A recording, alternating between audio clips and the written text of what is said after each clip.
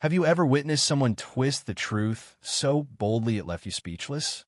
In a small, family-owned sporting goods store in suburban Ohio, a woman known for her sharp tongue and sharper sense of entitlement, stormed in one humid July afternoon.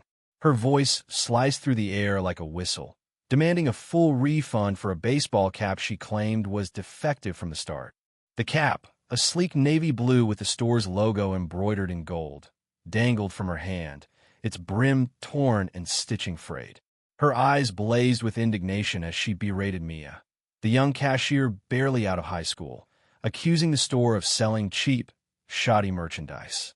Customers paused, their shopping baskets frozen midair, as HOA's tirade echoed through the aisles. Mia, her hands trembling but her voice steady, explained the store's policy. Refunds required proof of defect, not wear and tear. HOA scoffed, slamming the cap on the counter. This fell apart after one wear. "You're scamming people," she shouted, her words dripping with venom.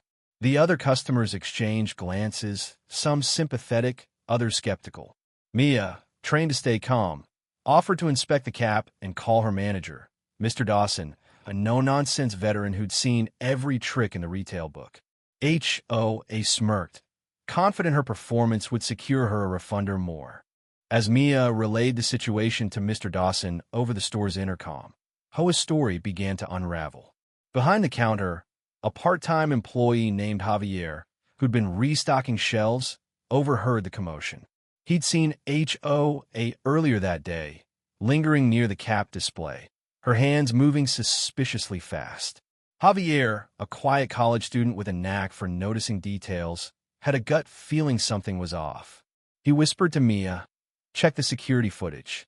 I saw her messing with that cap before she came to you." Mia hesitated. Calling out a customer was risky, but Mr. Dawson, now at the counter, nodded. "Let's see what the cameras caught," he said, his voice calm but firm. The truth emerged in grainy black and white footage, played on a small monitor behind the counter. The video showed HOA not an hour earlier, standing by the cap rack. She picked up the navy cap, examined it, then shockingly yanked at the brim with both hands, tearing the stitching deliberately. She even rubbed it against a metal shelf edge, fraying it further before tucking it under her arm and striding toward the checkout. Gasps rippled through the small crowd of onlookers. HOA's face paled, but she doubled down, her voice rising to a screech. "That's not me. You edited that video. This is a setup."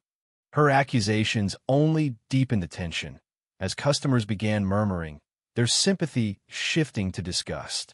Mr. Dawson, unfazed, leaned forward, his eyes locking onto HOA's. "Ma'am, this footage is time-stamped.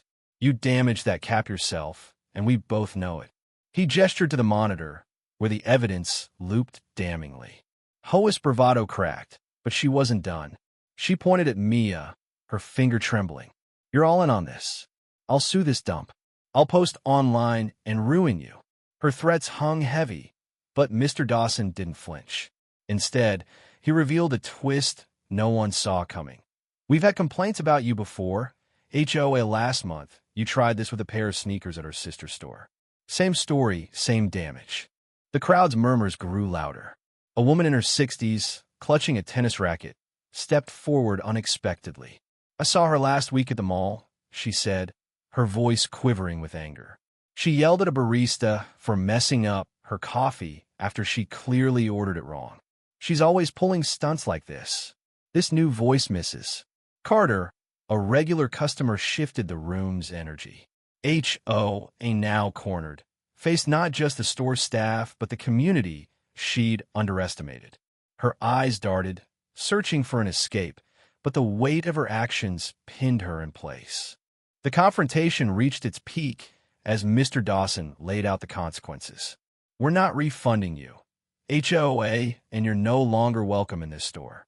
He slid the damaged cap back across the counter, its torn brim a symbol of her failed scheme.